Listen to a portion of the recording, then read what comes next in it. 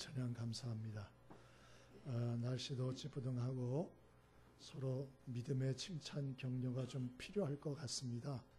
좀 옆에 사람 보시면서 믿음으로 칭찬하시라는 거예요. 좀 건강해 보이신다고, 활력 있어 보이신다고, 오늘 화장빨이 잘 받으시는 것 같다고, 머리가 멋지시다고, 정 할 게 없으면 눈썹이 멋지시다고, 하여튼 좀 칭찬 격려를 믿음으로 좋은 일 있어 보이신다고. 우리 좌우에 좀 칭찬 좀 하시죠. 안녕하세요. 반갑습니다. 건강해 보이십니다. 힘이 있어 보이십니다. 좋은 일이 있어 보이십니다. 승리하시기 바랍니다.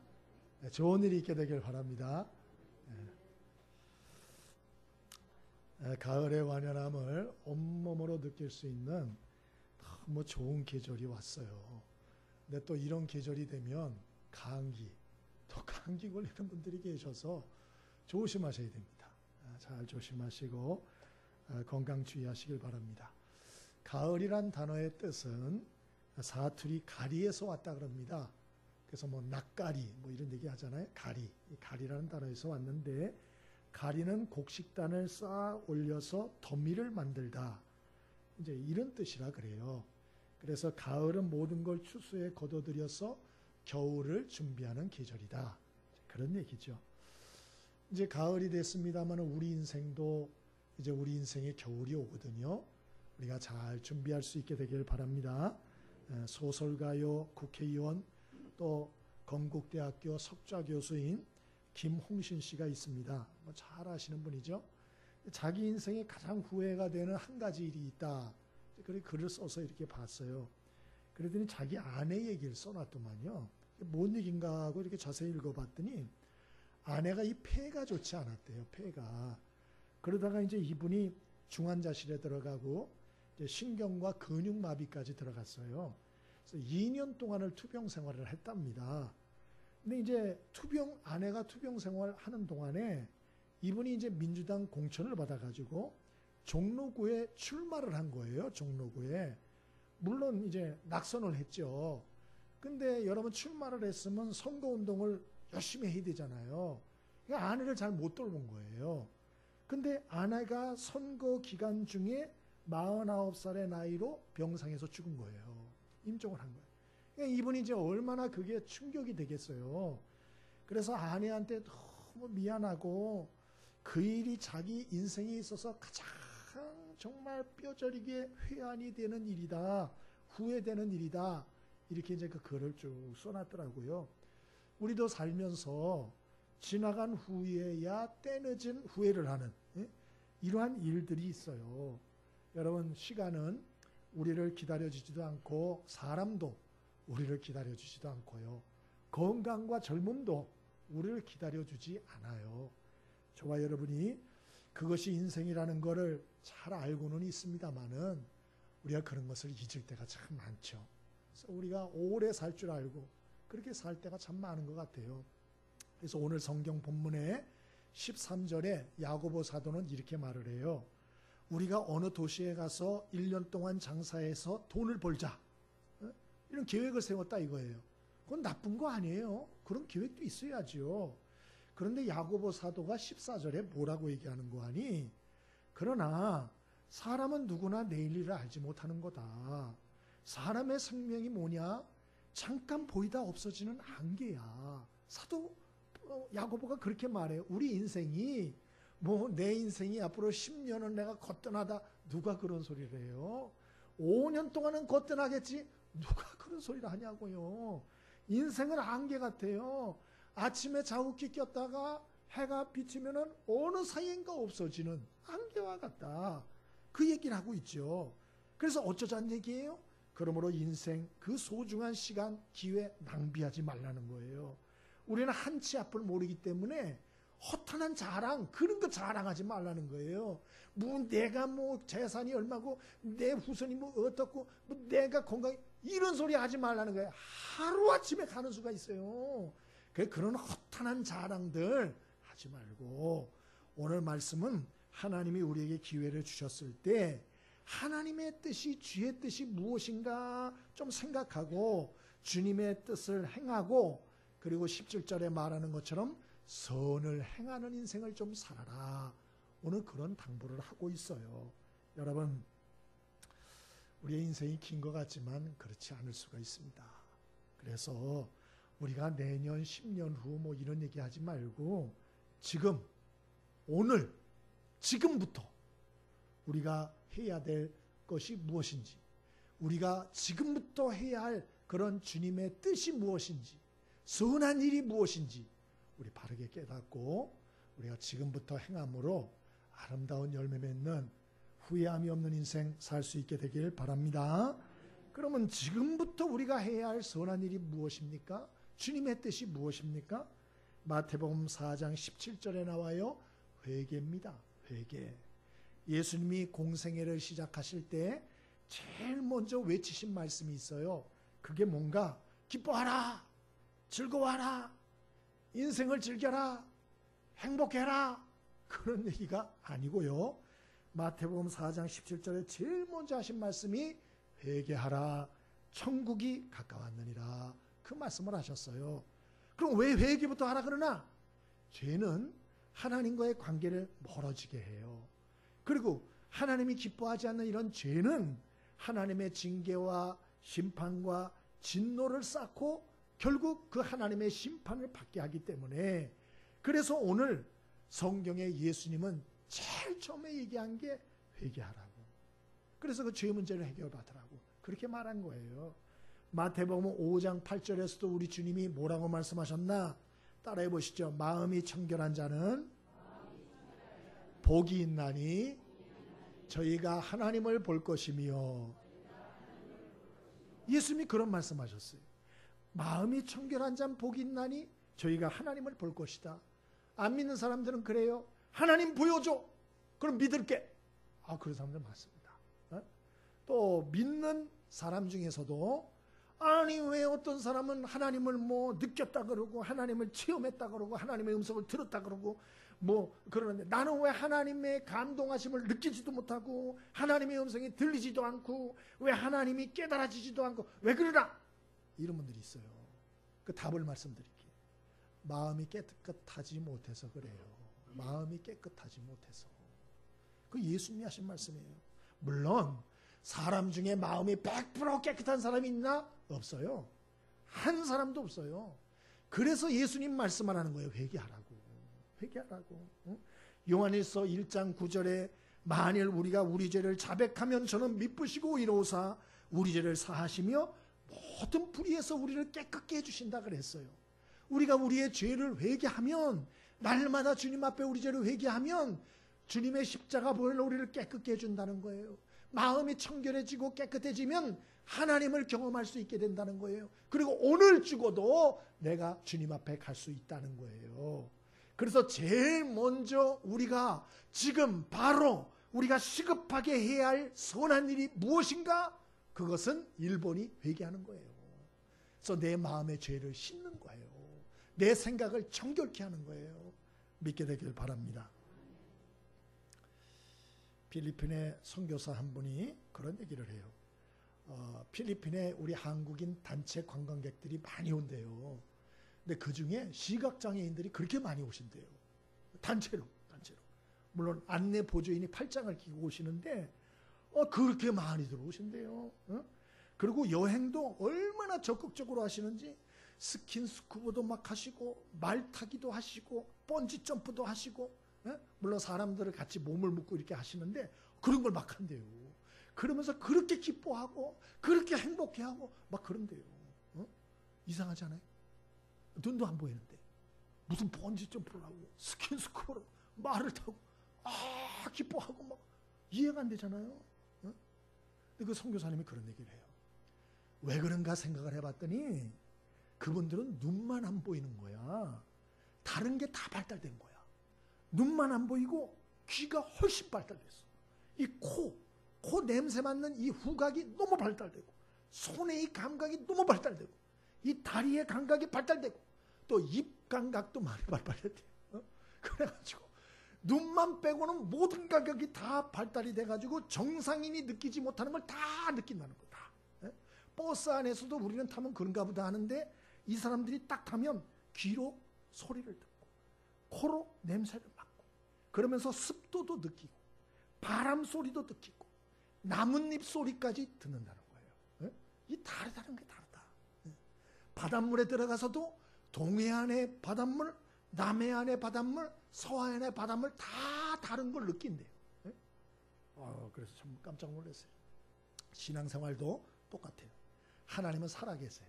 살아계세요. 근데 문제는 뭐냐? 우리가 영적인 눈이 멀어 있어요.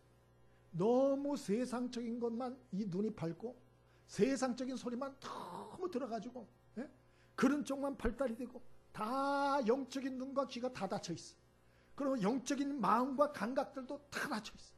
그래서 하나님이 옆에 계시는데도 못 느끼는 거예요. 못 느끼는 거예요. 못 느끼는 거예요. 진짜 장애인이 누구나 우리가 아닌가 그런 생각이 들어요. 똑같이 예배를 이렇게 드려도요. 어떤 사람은 하나님을 경험하고 하나님을 느끼고 하나님의 세미한 음성을 듣고 영안이 열려서 주님을 만나는 사람들이 있어요. 저는 일부 예배 때도 봤어요. 똑같이 기도를 하는데 어떤 사람은 눈이 시뻘개지도록 울다 가시는 분이 있어요. 근데 어떤 분은 그냥 졸다가 맹성맹성 가는 다 다른 거예요. 다 다른 거예요. 그게 뭐가 다르나? 바로 이 영적인 상황이 틀린 거예요. 영적인 상황. 여러분, 저와 여러분이 이 너무 마음과 생각이 관심이 세상 것들에 너무 가지 않게 되기를 바랍니다. 그래서 우리가 좀 더 늦기 전에 끊을 것 좀 끊으시고요. 정리할 것 좀 정리하시고요. 마음을 십자가의 볼로 청결케 하시고요.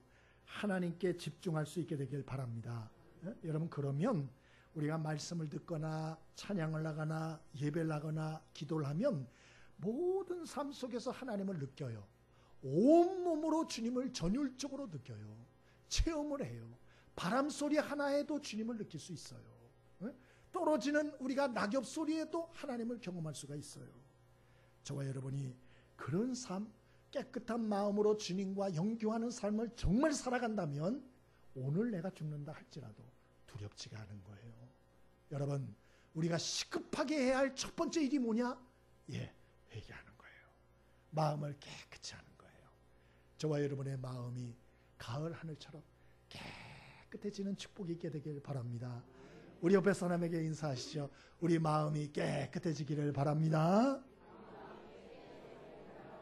맑은 마음이 되어지길 바랍니다. 파란 마음이 되어지길 바랍니다. 꼭 그렇게 되길 바랍니다. 우리의 마음이 십자가의 발로 다 씻었어요. 그러면 주님을 느껴요. 두 번째로, 오늘 주님이 우리에게 원하는 시급하게 해야 할 선한 일. 두 번째가 무엇인가? 성경에 보니 사랑하고 용서하는 삶을 사는 거예요. 사랑하고 용서하는 삶을 사는 거. 요한복음 13장 1절에 예수께서 자기가 세상을 떠나 아버지께로 돌아가실 때가 이른 줄 아시고 세상에 있는 자기 사람들을 사랑하시되 끝까지 사랑하시니라 그렇게 말씀을 하셨어요. 예수님은 제자들이 자기 배신할 거 아셨어요? 그런데도 이놈들아 라고 소리치지 않고 너희들이 잘 될 줄 알아 저주하고 악담하지 않고 그 제자들의 더러운 발을 씻겨주시고 그리고 최후의 만찬을 잘 준비해서 그들을 먹여주셨어요. 여러분, 바보 아니에요? 그러나 예수님은 그들을 이미 용서하셨고 끝까지 사랑으로 품어주셨어요. 그래서 나중에 어떻게 됐습니까? 제자들이 배신했지만 나중에 결국 다 돌아오잖아요. 다 돌아오잖아요. 여러분, 주변 사람들 사랑과 용서로 대할 수 있길 바랍니다. 그래야 여러분이 말년에 외롭지 않아요. 여러분이 상처 줬다고 잘라버리고 여러분에게 참 여러 가지 잘못했다고 멀리하고 이러면 나중에 가까이 할 사람이 아무도 없어. 너무 고독해. 외로워.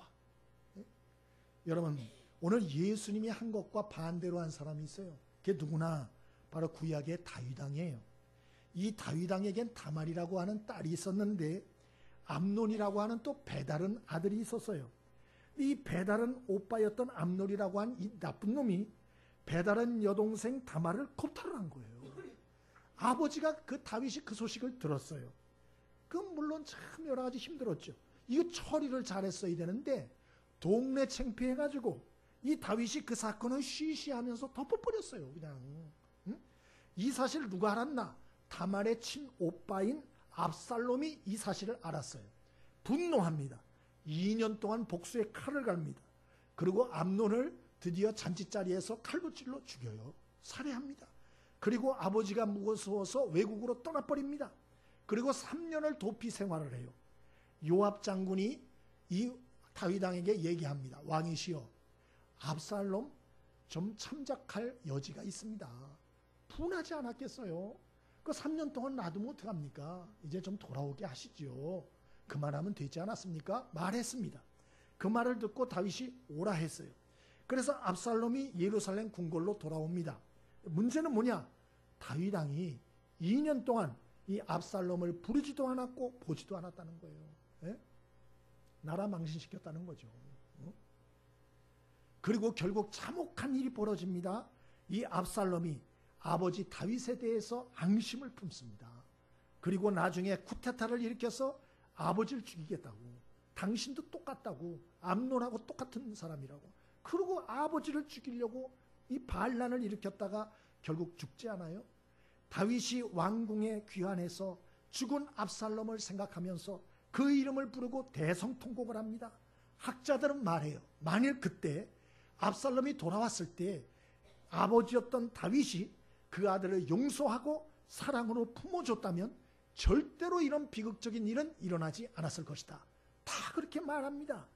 그러나 아버지 다윗은 그 압살롬을 살릴 수 있는 기회를 놓쳤고, 그 아들을 사랑할 수 있는 기회를 놓쳤고, 그 아들을 용서할 수 있는 때를 놓친 거예요. 우리도 마찬가지예요. 우리도 때가 있어요. 여러분, 우리 가족들을 잘 챙길 수 있게 되길 바랍니다. 비록 부족하고 허물이 있고 마음에 안 들어도 여러분 가족들 잘 챙기셔야 돼요. 가족들을 좀 이해해 주세요. 용서해 줄 수 있길 바랍니다. 좀 관심을 가지고 돌볼 수 있게 되길 바랍니다.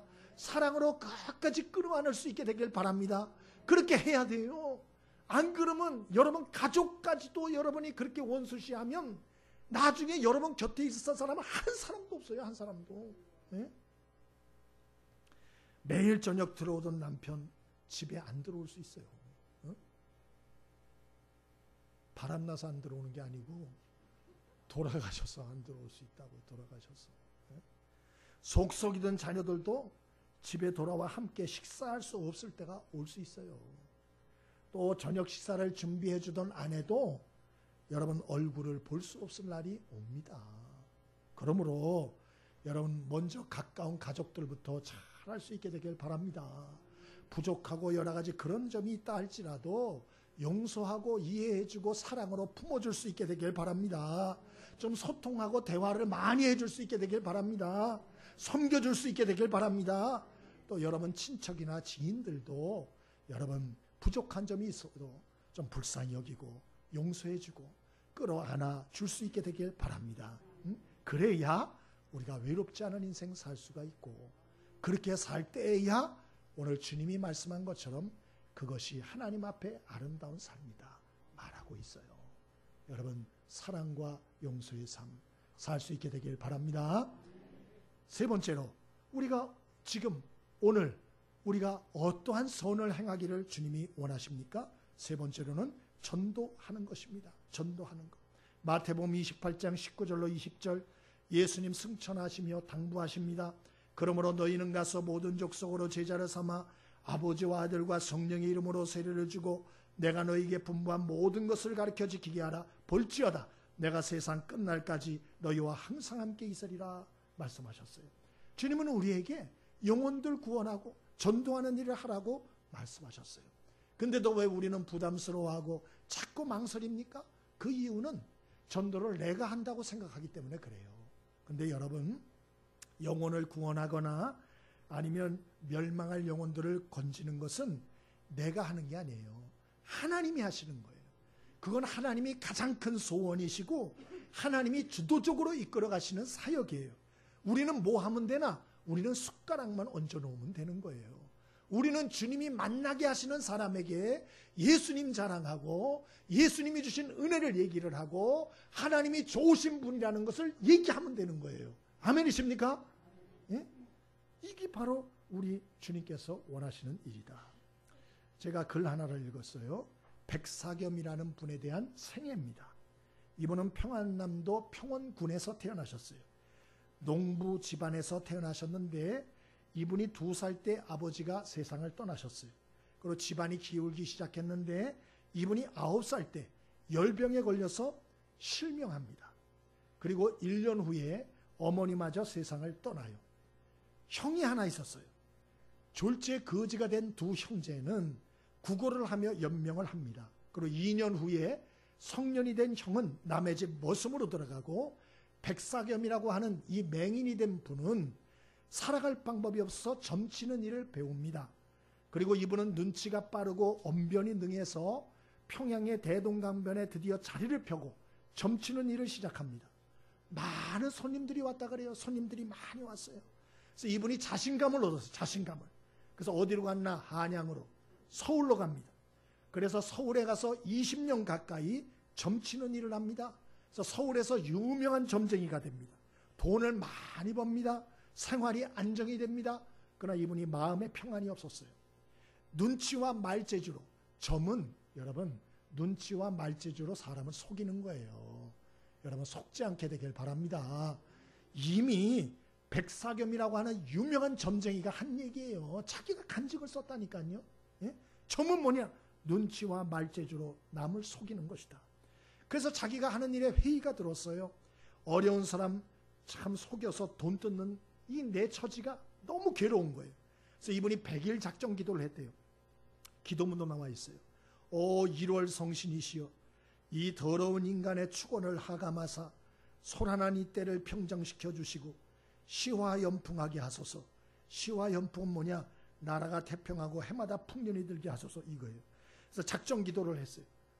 진짜 참신을 찾게 해달라고 100일 동안. 100일 작정 기도가 딱 끝난 날은 낯선 방문객 하나가 그의 집을 찾아옵니다. 그리고 표지가 빨간 책을 꺼내서 그의 손에 딱 쥐어주면서 이것은 예수 믿는 도리를 적은 전도지인이 한번 읽어보시지요 하고 돌아갔대요. 여러분 옛날에는 이 매서인이라는 사람이 있었어요. 그러니까 성경책과 전도지를 가지고 다니면서 팔던 사람이 있었습니다. 이 사람 이름이 나와요. 김재옥이라는 사람이었어요. 그래서 이 사람이 그렇게 했는데 예수란 말을 듣고 이 백사겸, 이 백사겸이라는 이분이 이 책을 집어던졌대요. 그리고 100일 기도 헛했다. 재수에 옴붙었다. 너무 실망스럽고 고민은 깊어가고 점치는 일은 귀찮아지고. 그런데 그 다음날 꿈을 꿨답니다. 비몽사몽인데 꿈속에서 자기가 두 눈을 떴더래요. 그리고 하늘나라로 쫙 저기 올라가는데 긴 한 사람을 만난 거예요. 그 긴 한 사람이 자기에게 은으로 만든 산통을 딱 주면서 나는 예수다. 내가 주는 산통은 의의 산통이니 받아가자라. 그리고 주더래요. 꿈에서 그거를 받았어요. 마음이 더 심란해지는 거예요. 얼마 후에 장인어른이 찾아왔더랍니다. 그래서 장인어른한테 그간의 이야기를 다 얘기를 한 거예요. 그러자 장인이 그 책을 좀 어디 있냐고 가져와 보라고 그랬대요. 근데 어디 집어던졌는데 모르겠다고. 그래서 이분이 찾아가지고 그 책을 가져왔대요.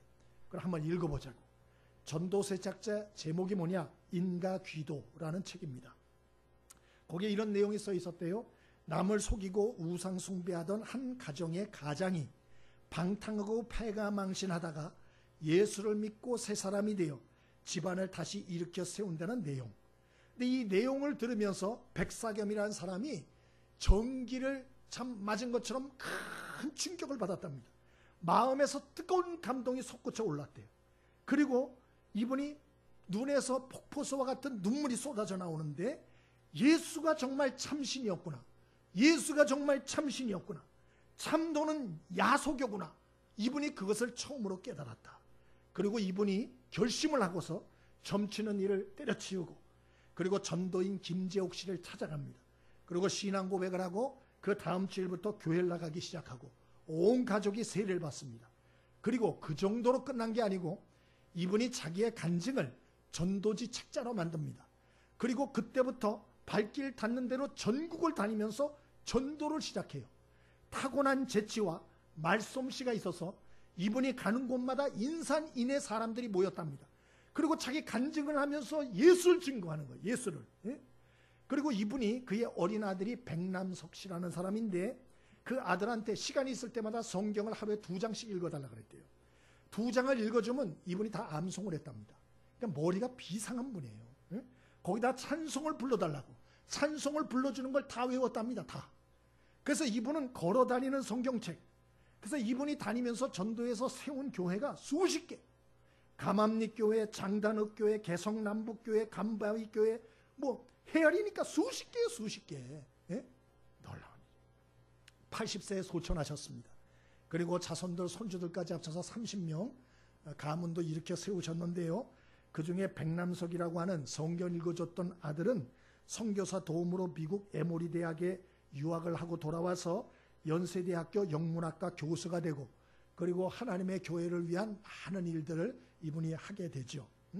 저는 이 얘기를 이렇게 보면서 그런 생각을 했어요. 야, 사람의 영혼을 구원하는 건 사람이 하는 게 아니구나. 이거는 하나님이 하시는 거구나. 그냥 우리가 하는 거는 그냥 숟가락 하나 얹어놓는 거예요. 그냥 예수님 자랑 그냥 하고 예수님의 은혜를 증거하고 그것뿐이지 그 사람의 마음을 되돌려 놓고 그 사람의 영안을 완전히 열게 하고 정말 하나님 앞에 돌아오게 하는 건 이거는 하나님이 하는 거구나. 저는 그 생각을 했어요.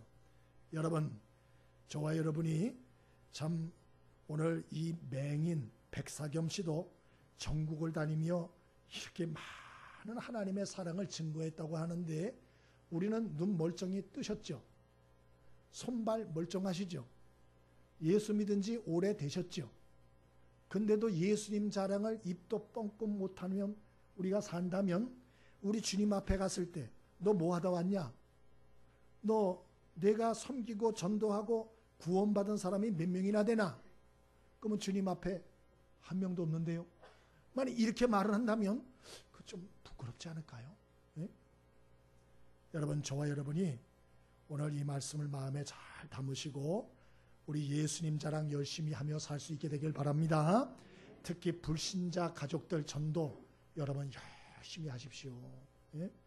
제가 어저께 보니까 탤런트 허영란 씨, 예?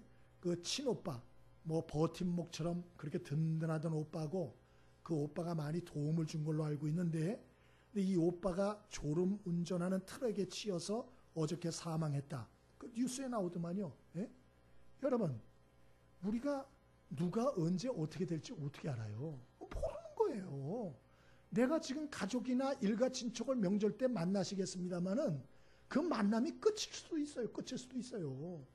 저와 여러분이 예수 자랑할 수 있기를 바랍니다. 예수님 은혜 증거할 수 있게 되길 바랍니다. 우리 주님이 원하시는 선한 일은 무엇인가? 지금 해야 할 선한 일이 무엇인가? 예, 바로 그것은 바로 복음을 증거하는 일이다. 마지막으로 우리가 지금 바로 해야 할 선한 일이 무엇입니까? 그것은 마지막으로 기도입니다. 마태복음 7장 7절에 구하라 그러면 너희에게 주실 것이요 찾으라 그러면 찾을 것이요 문을 두드리라 그러면 너희에게 열릴 것이니 그렇게 말씀했어요. 왜 우리가 지금 바로 왜 우리가 기도를 해야 됩니까? 그 이유는 우리 죄를 회개하고 우리의 마음이 청결해지는 거 우리 힘으로 안 돼요. 우리 힘으로.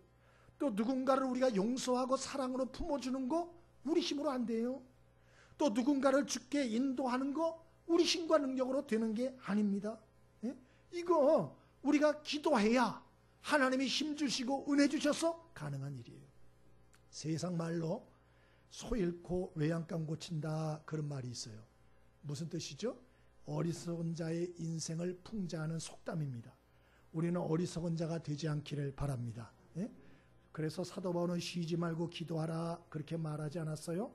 그러므로 주님 앞에 나와서 아직 기회가 있을 때 여러분 자신을 위해서 기도할 수 있길 바랍니다. 여러분 자신이 원수 마귀에게 붙들리지 않도록, 여러분 올무에 붙잡히지 않도록, 멸망길로 가지 않도록 여러분 자신을 위해서 기도해야 돼요. 또 누굴 위해서 기도해야 됩니까? 여러분의 불쌍한 자식들을 위해서 좀 기도하십시오. 여러분 자녀들이 잘 되게 해야 되잖아요. 남들은 돈이라도 있어서 대준다 그러지만 여러분 돈도 없는 부모들은 뭘로 대줄 거예요? 기도해 줘야 되잖아요. 기도. 목숨 걸고 기도해 줘야 돼요. 아멘이십니까? 우리가 해야 할 선한 일 기도입니다. 자녀를 위해서 기도해 주세요. 또 배우자를 위해서 기도하세요. 배우자 원망불평하지 말고 배우자를 좀 불쌍히 여기고 배우자를 위해서 기도하십시오. 또 여러분의 부모를 위해서 좀 기도하십시오. 기도하십시오. 기도하십시오. 또 여러분의 친척들의 구원을 위해서 기도하십시오. 그러나 작정하고 기도하는 거 쉽지 않습니다. 사탄이 그냥 두지를 않아요. 그래서 사탄의 최대의 전술은 뭐냐? 나중에 하라는 거예요. 나중에 하지 마. 다음에 하지 마. 다음에. 기도? 다음에. 전도? 알아요. 다음에. 하나님은 말씀해요. 아니야. 다음이 아니야. 지금 해야 돼. 내일이 아니야. 오늘 해야 돼. 오늘부터 해야 돼. 오늘부터 회개하고 깨끗한 마음 가져야 돼. 오늘부터 기도해야 돼. 오늘부터 네 사람들 품고 사랑하고 용서하는 삶을 살아야 돼. 오늘 그 얘기를 하고 있는 거예요. 그 이유는 우리들에게 주어지는 시간이 내 인생에 여러분 이러한 시간과 기회가 항상 있지 않기 때문에 그렇습니다. 무엇이나 내 곁에 있을 때는 소중한 줄 우리는 몰라요. 그러나 다 떠나간 후에 피눈물을 흘리고 우리가 땅을 칠 때가 많지 않습니까? 하나님이 주시는 이 기회들, 회개의 기회들, 변화할 기회들, 사랑할 기회들, 기도할 기회들 뒤로 미루지 말고 실천들 하셔서 여러분 이번 가을 여러분 하나님 앞에 다시 한번 아직도 늦지 않았으니 다시 한번 도전들 하셔서 아름다운 열매를 많이 맺는 귀한 축복이 있게 되길 바랍니다. 우리 옆에 사람에게 인사하십시다. 지금이 중요합니다. 오늘부터 해야 됩니다. 지금부터 해야 됩니다. 꼭 그렇게 할 수 있길 바랍니다. 후회함이 없는 인생 우리 살 수 있길 바랍니다. 우리 복음성가 하나 부르고 싶은데요. 이건 원래 찬송이에요.